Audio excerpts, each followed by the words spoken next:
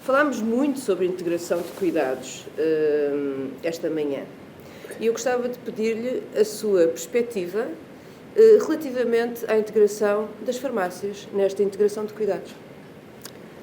Bom, eu penso que as farmácias, de facto, têm um papel essencial nessa integração de cuidados. O mundo mudou. Hoje os pontos de contacto que as pessoas têm com qualquer serviço são múltiplos e neste caso estamos a falar da saúde e a farmácia é, porventura, a área em que nós temos profissionais disponíveis na maior parte do território, em áreas em que não temos outros profissionais de saúde e, portanto, tem aí logo uma questão de acesso, estão abertas 24 horas, na maior parte dos casos, o que nos permite ter um acesso muito rápido.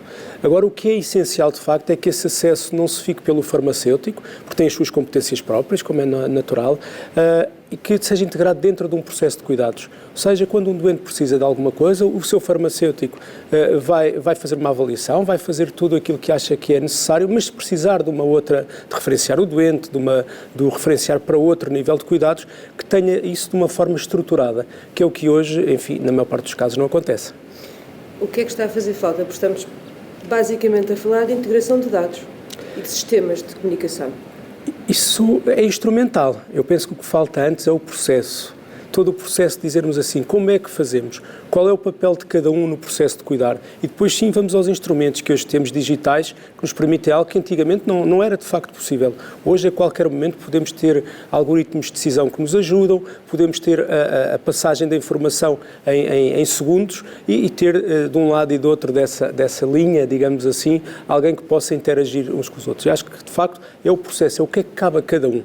E entendermos que, embora o Serviço Nacional seja e continue a ser um pilar da sociedade portuguesa e é o pilar da prestação de cuidados de saúde, como ficou demonstrado sobretudo durante a pandemia, se mais provas fossem necessárias, mas hoje os cuidados de saúde são prestados pelo serviço público, pelo serviço privado, seja social, seja corporativo, e as farmácias enquadram-se também dentro de todo esse sistema. Portanto, temos que saber como é que os doentes podem entrar em todo esse sistema. Os doentes não pertencem a ninguém.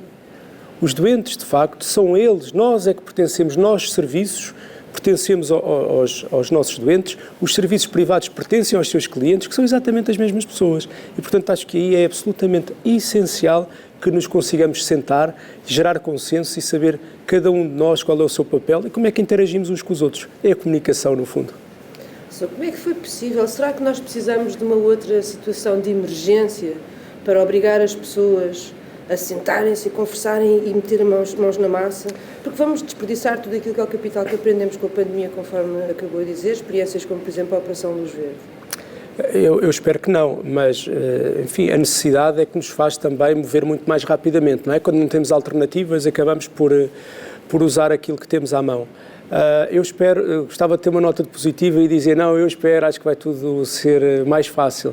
Eu penso que não vai ser assim tão fácil, mas isso, como eu referi há pouco, eu acho que depende também de cada um de nós nas nossas instituições. Se temos vontade, dentro daquilo que é o quadro legal que todos temos, mas se temos vontade, então vamos lá sentar-nos.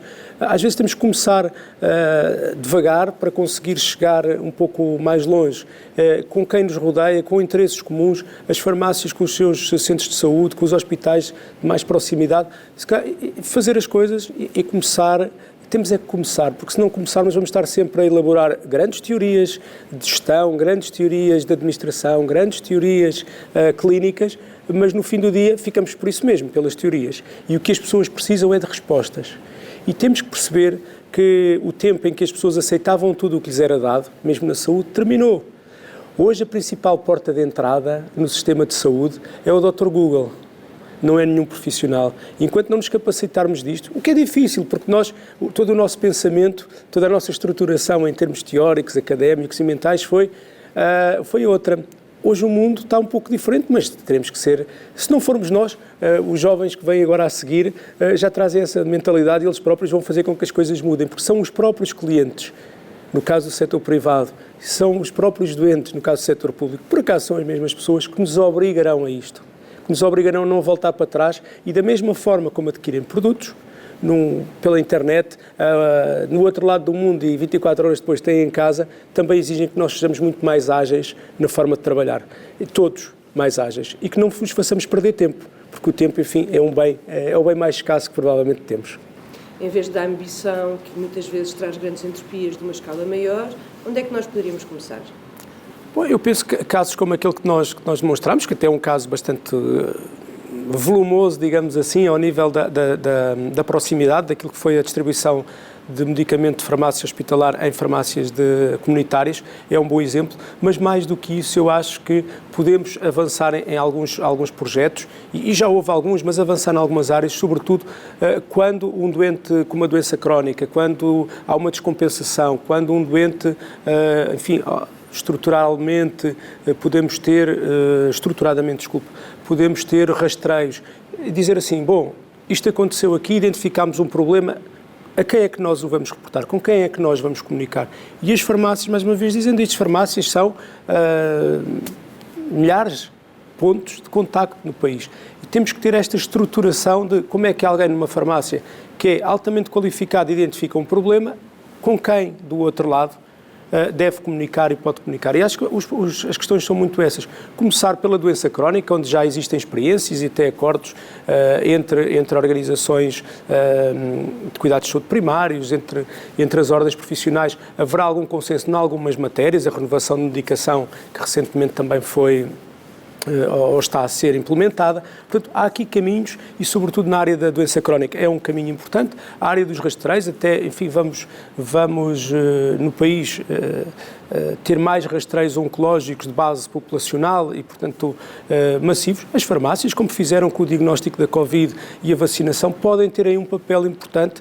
Não vale a pena estarmos a inventar novas redes, a montar novas redes, quando temos uma rede montada que funciona muito eficazmente naquilo que é as suas atividades de base, e vamos ver se consegue também evoluir nesses pontos. Eu acho que esses serão os pontos mais fáceis por onde começar, e podemos começar de formas diferentes ao longo do país, porque as realidades também são diferentes. O corporativismo e a política são o maior impedimento para que algo mais, num âmbito mais formal, possa acontecer, sendo que informalmente as coisas acontecem no terreno, os profissionais entendem-se uns com os outros, resolvem os problemas aos doentes, às vezes com maior ou menor dificuldade. O que poderia era facilitar este patamar acima. Será que nós continuamos todos com muito medo de que venham roubar a minha alface?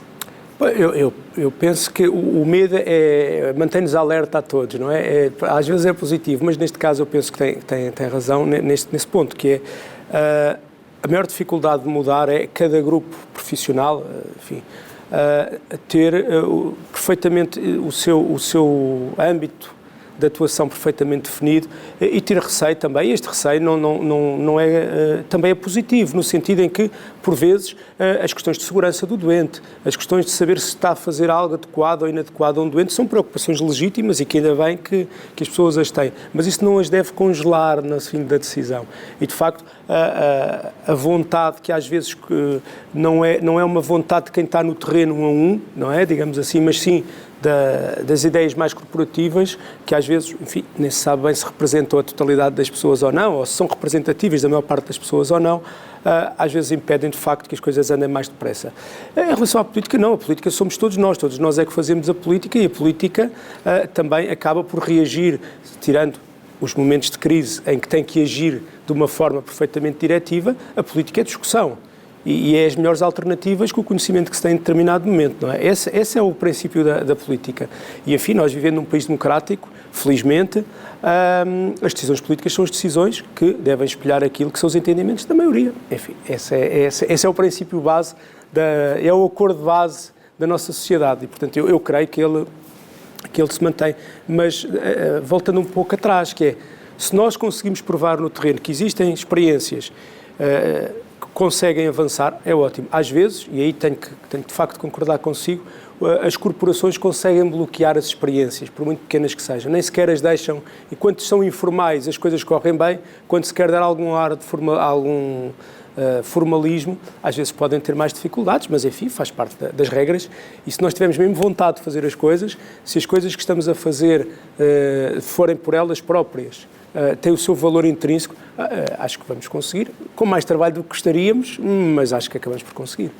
Parece-me que nunca houve tanto entendimento, tanto discurso comum entre as diferentes partes, os diferentes stakeholders da saúde, relativamente à importância, sempre a pagar. Todos já ouvimos muitas vezes ao longo do tempo dizer o doente no centro, e depois a gente esquece que ele existe. Mas parece-me que nunca houve tanto entendimento. Concorda? Concordo porque realmente, se nós andarmos 30 anos para trás, tínhamos centros de saúde atomizados, tínhamos hospitais públicos, enfim, estava uma nova geração de hospitais públicos a aparecer, mas não tínhamos muito mais do que isso. E tínhamos, enfim, o setor privado era muito organizado em pequenas unidades. Isto mudou radicalmente. Os centros de saúde passaram a trabalhar, em muitos casos, em equipas multidisciplinares, nas unidades de saúde familiar. Os próprios hospitais se organizaram em centros de referência, de há pouco tempo em centros de responsabilidade integrada, mas também a integrar as equipas. Têm hoje muito mais técnicos de diagnóstica e terapêutica do que tinham, portanto, novas competências, novos atores no sistema, e o setor privado, ele próprio cresceu de uma forma muito, muito grande. Isto levou a que as pessoas todas percebessem, o próprio setor farmacêutico, que eram unidades familiares, enfim, do próprio farmacêutico, que também há alguns anos passaram a pertencer, algumas delas, a grandes empresas. Tudo isto levou a uma mudança. E esta mudança percebeu que há lugar para todos neste mercado, porque no fundo estamos a falar de um mercado, é isso de que se trata, é um bem essencial, é um direito humano essencial, mas que funciona numa economia de mercado, quer a gente queira, quer não, é assim que funciona. E as pessoas começaram a perceber que, se não se juntarem, se não colaborarem, pelo menos, as coisas não correrão tão bem.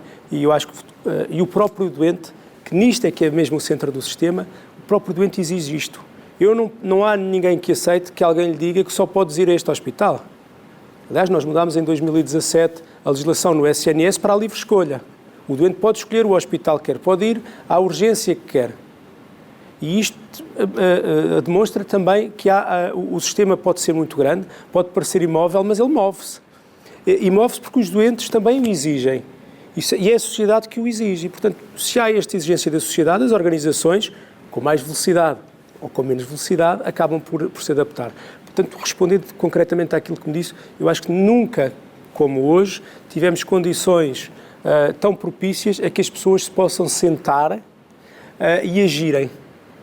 E toda a parte da digitalização, de facto, traz-nos possibilidades, e a pandemia, enfim, das poucas coisas que nos trouxe, que possamos chamar positivas, eu acho que foi uma dessas, que mostrou, porque como não havia prova de conceito, as pessoas diziam sempre que não era possível. Ali, como não se puseram a opor, as coisas aconteceram, e percebeu-se que havia coisas que funcionavam. Algumas já voltaram para trás, outras, mas para os cidadãos que beneficiaram das coisas, esse voltar para trás não faz muito sentido. E, portanto, é a pressão dos cidadãos. Se eu não tiver doentes que escolham o meu hospital, eu qualquer dia também tenho que fechar as portas.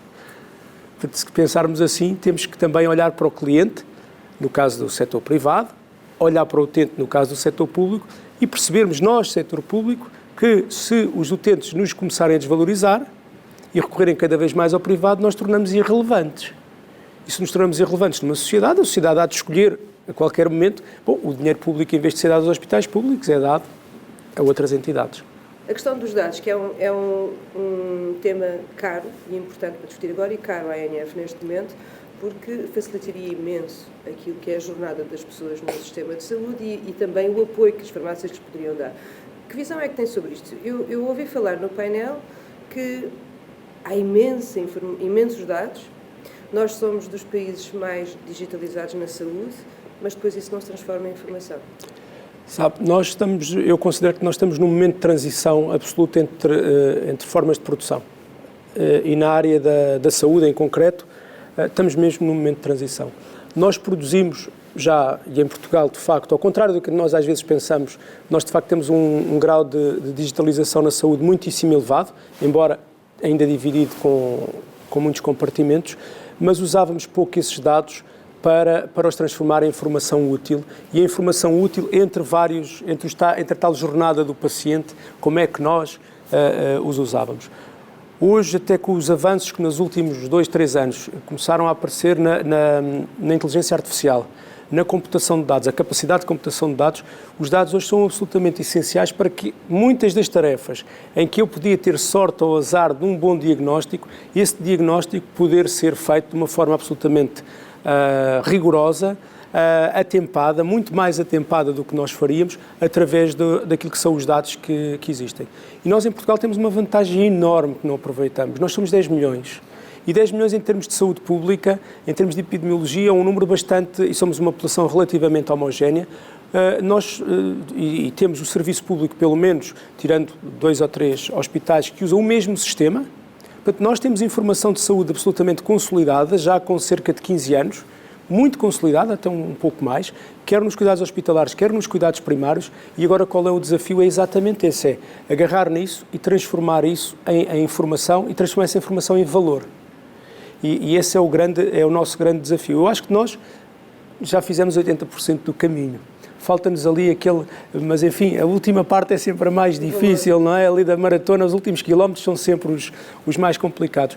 Mas eu tenho uma análise muito positiva das coisas, que é, de facto, nós temos a infraestrutura, que tem que melhorar, tem que ser mais articulada, mas nós temos os dados, nós temos pessoas hipercompetentes em todas as áreas. Agora é juntar um pouco as coisas e não ter medo, porque às vezes temos medo de dar esse passo, que é, a digitalização vem acabar com a relação profissional-doente. Não, pelo contrário, se há coisa que as máquinas ainda não substituem, enfim, eu isso não consigo antecipar, a máquina, a interação, a empatia com o sofrimento do outro, com a angústia, as máquinas que vão fazer. Portanto, isto provavelmente liberta-nos de tarefas que hoje fazíamos, que são completamente necessárias, mas que não acrescentam grande valor, que podem ser feitas pelas máquinas ou até por outros profissionais, e libertar os profissionais de saúde mais diferenciados para aquilo que eles sabem fazer melhor e que mais ninguém sabe fazer.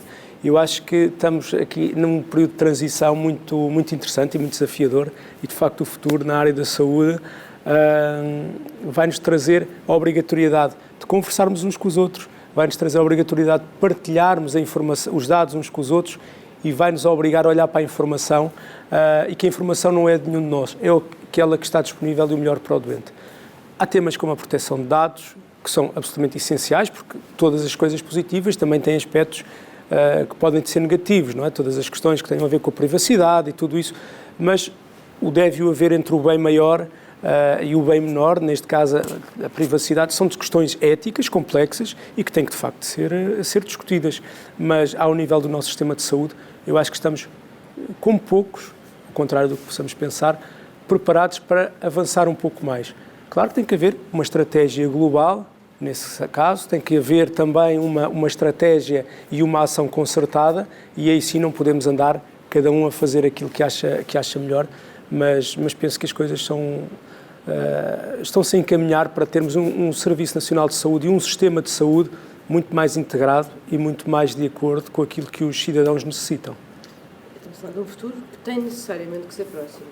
Eu acho que esse futuro, a sociedade, a evolução obriga-nos a isso. A sociedade obriga-nos a isso. Não vejo que as coisas demorem muito mais tempo. Temos aqui um outro aspecto, se me permite, que é, isto evolui, mas mantemos depois algumas formas de estar e de trabalhar que são completamente anacrónicas, de outro tempo. Completamente de outro tempo. E isso às vezes é muito nosso, da nossa cultura, é por camadas, não é? Damos um passo, mas mantemos sempre ali alguma coisa. E isso penso que não irá mudar tão depressa. Agora, nós somos um país desenvolvido, mas enfim, com limitação de recursos, e se nós não dermos estes passos, todas as conquistas de saúde que conseguimos para a nossa população, a SNS, o setor privado, todo o crescimento que a sociedade teve na educação, em toda a parte de saúde pública, da água potável, tudo isso que levou a que nós chegássemos a este Estado, que é o Estado que nos deve orgulhar a todos, pode estar em risco, não é? Porque se nós não evoluirmos, deixamos de ter recursos, e quem tem recursos conseguirá ter acesso, e aquilo que foi, de facto, uma grande conquista da sociedade, que era todos terem acesso àquilo que necessitavam, pode começar a ser posto em causa se não dermos esses passos. Mas acho que não vai acontecer.